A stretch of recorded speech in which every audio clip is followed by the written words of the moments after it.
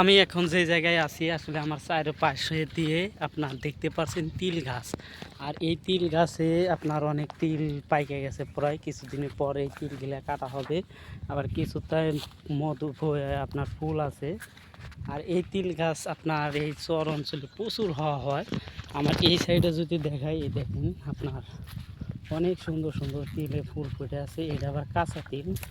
আপনার এই চরের ভিতরে আপনার অনেক হাজার হাজার তিল হয়ে থাকে। তা আমি একটা জিনিস কি দেখাই, আর আমার এই পিছনে একটা ইয়ে আছে যেহেতু, আর পিছনে আমার পিছনে একটা নদী আছে। আর এই নদীটা চরের এই পাশ দিয়ে ওই পাশে গেছে গা। আর আপনার এখন যে বর্তমান যে সময়টা প্রচুর পরিমাণ গরম, প্রচুর পরিমাণ রোদ।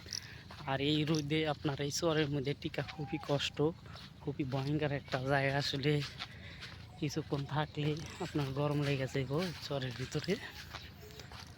সো এই চরটা আপনারা এই সাইডে আবার কিছু বাড়ি ঘর পাইবেন।